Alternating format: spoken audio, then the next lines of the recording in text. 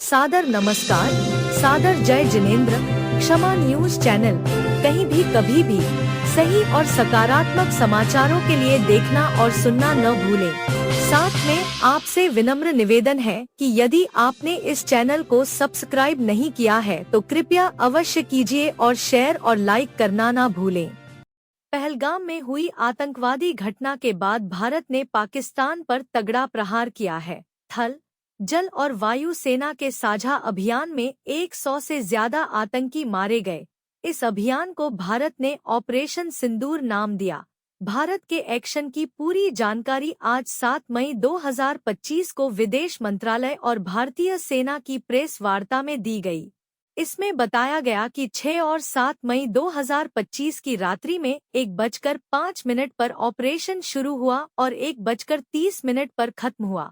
लीजिए सुनिए क्या कहा प्रेस वार्ता में ऑपरेशन सिंदूर के संबंध में विदेश सचिव विक्रम मिश्री और भारतीय सेना की ओर से कर्नल सोफिया कुरैशी और विंग कमांडर व्योमिका सिंह ने।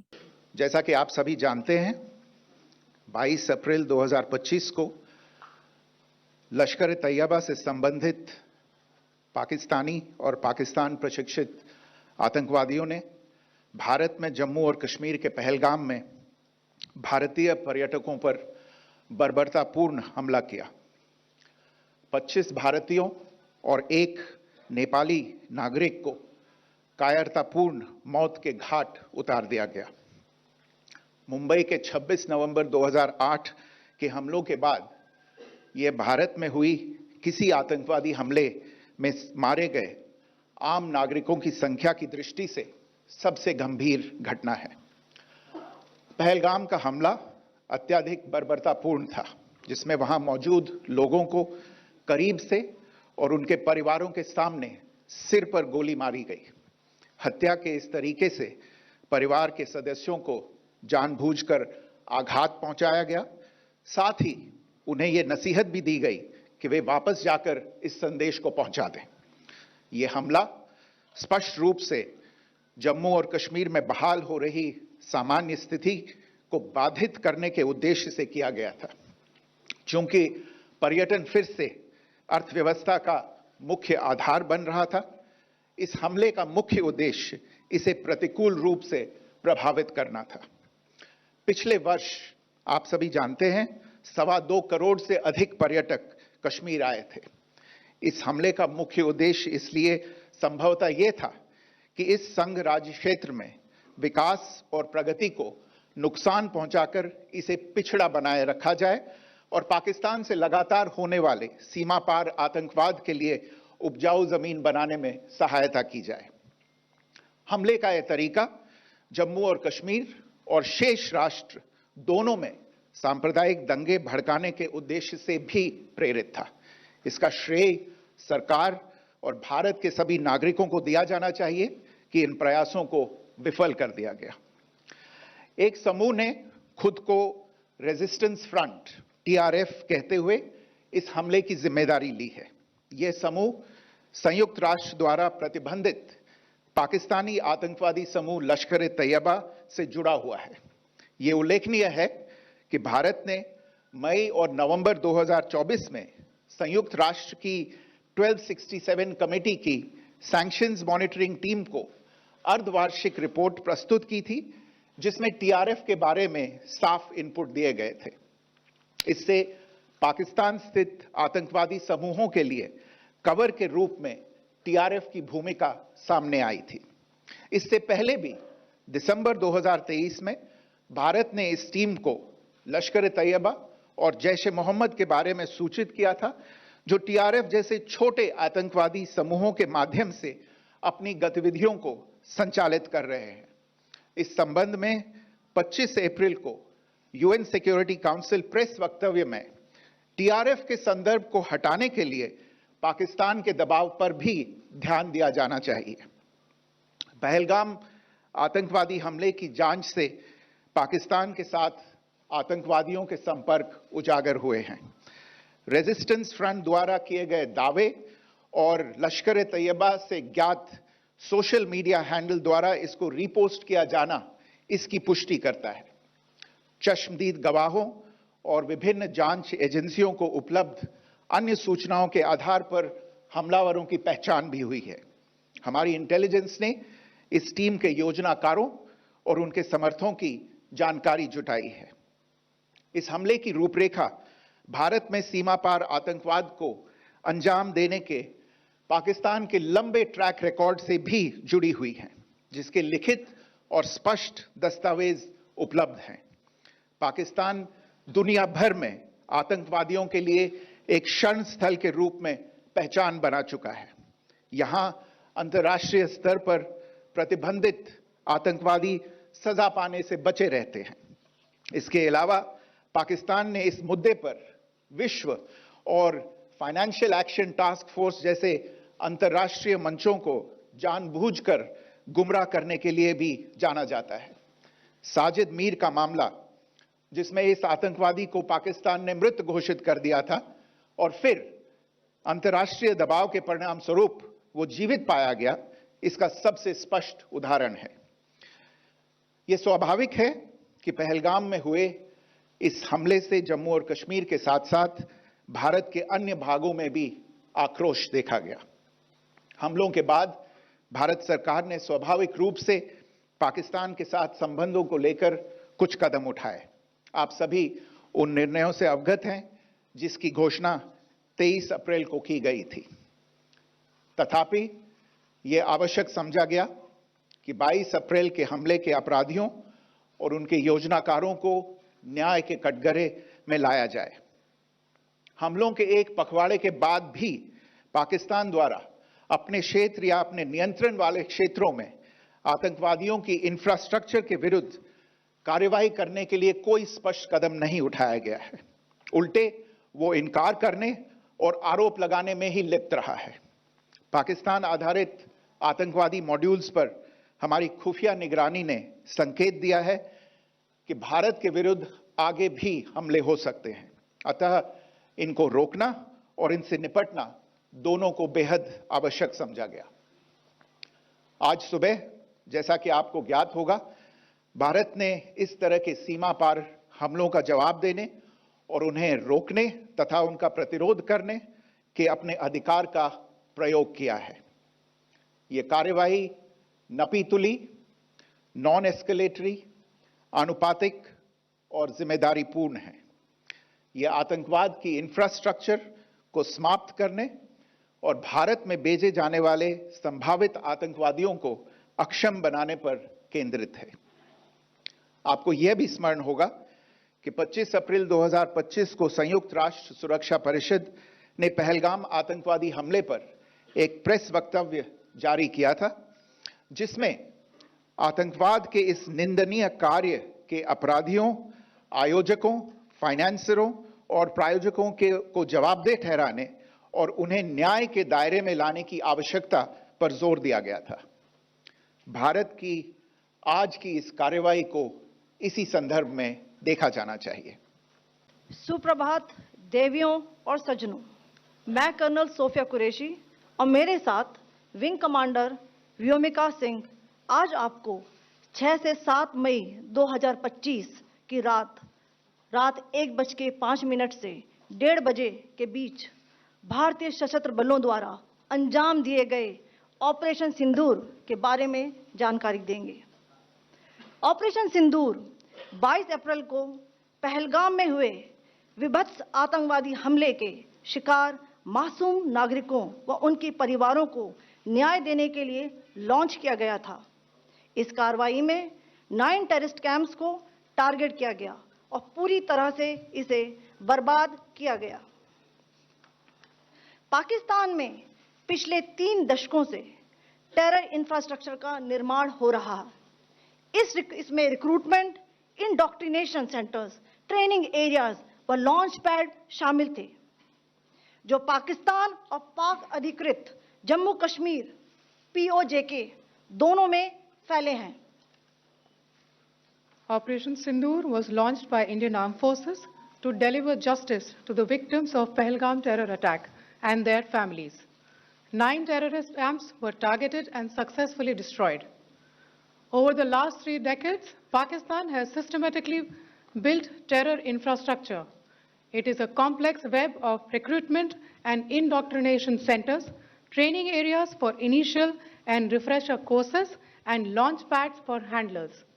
These camps are located both in Pakistan as well as Pakistan-occupied Jammu and Kashmir areas.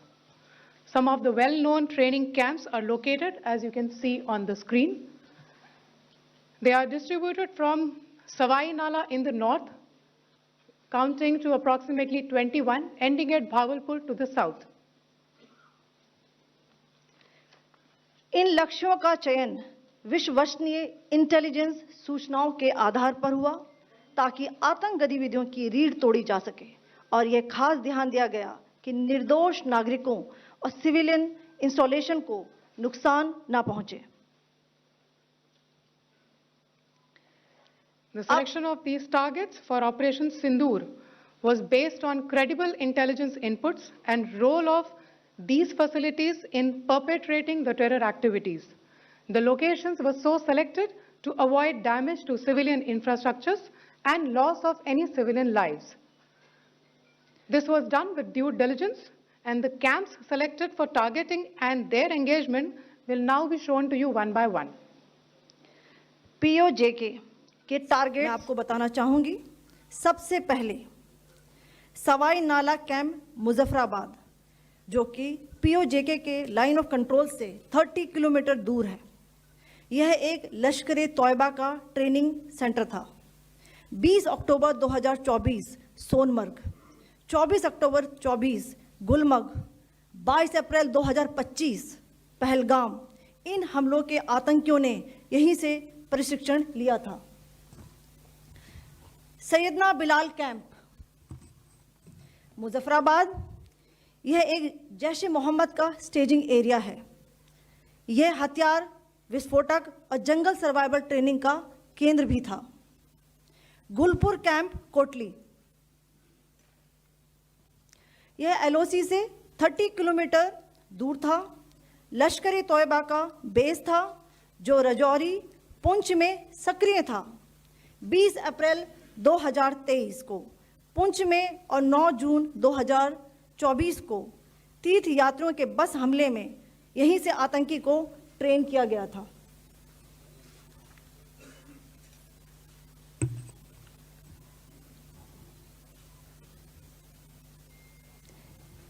Barnala camp बिम्बर, ये LOC से 9 किलोमीटर दूर है। यहाँ पर हथियार, हैंडलिंग, IED व जंगल सर्वाइवल का प्रशिक्षण केंद्र था। अब्बास कैंप कोटली,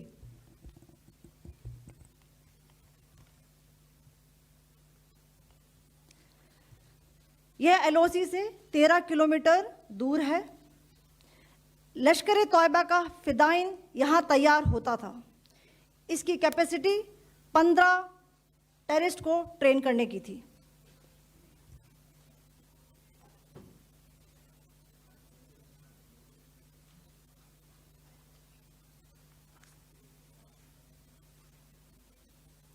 अब मैं पाकिस्तान के अंदर के टारगेट से अवगत कराना चाहूंगी। पहला, सर्जल कैंप सियालकोट, यह अंतर्राष्ट्रीय सीमा से 6 किलोमीटर की दूरी पर है, सांबा कठुआ के सामने।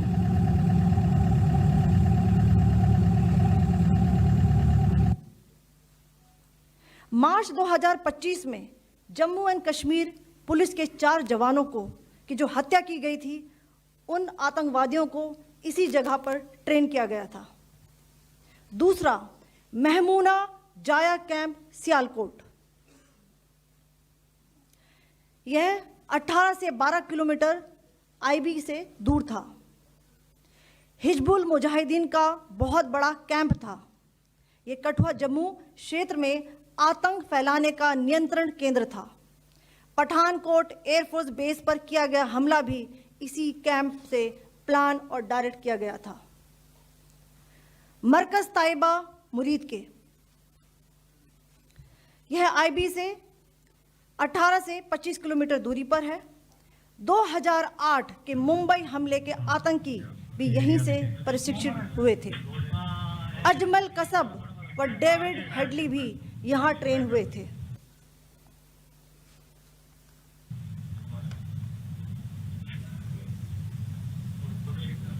आगे दूसरा आया।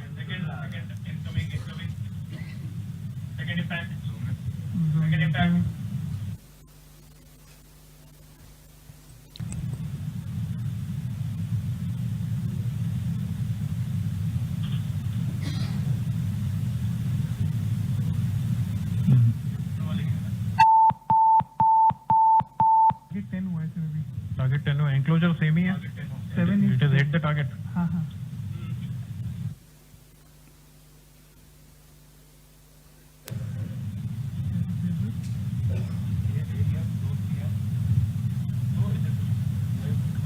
तीसरा आ गया सर इम्पैक्ट।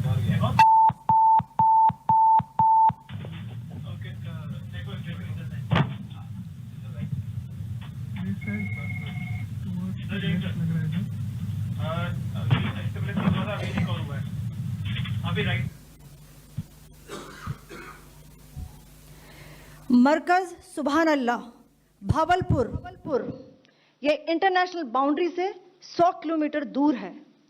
जैश ए मोहम्मद का मुख्यालय था। यहाँ पर रिक्रूटमेंट, ट्रेनिंग व इंडॉक्ट्रिनेशन का केंद्र भी था। शीर्ष आतंकी अक्सर यहाँ आते थे।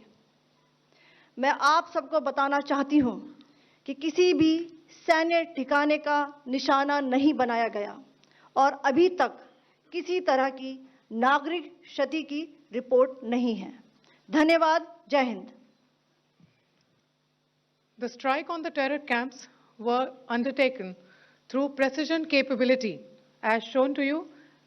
A niche technology weapons with careful selection of warheads was ensured so that there will be no collateral damage. The point of impact in each of the target was a specific building or a group of buildings. All the targets were neutralized with clinical efficiency, and the results reiterate the professionalism of the Indian Armed Forces in the planning and execution of their operations. No military establishments were targeted. India has demonstrated considerable restraint in its response. However, it must be said that the Indian Armed Forces are fully prepared to respond to Pakistani misadventures, if any, that will escalate this situation. Jai Hind, and thank you very much. Ladies and gentlemen, friends in the media, I ask your indulgence today in view of the fact that this is still an evolving situation. We will therefore not be able to take questions and answers today, but we will come back for more updates and more briefings shortly. Thank you all very much for joining. क्षमा news channel देखने के लिए आपको बहुत बहुत धन्यवाद। सादर प्रणाम। सादर जय जिनेंद्र।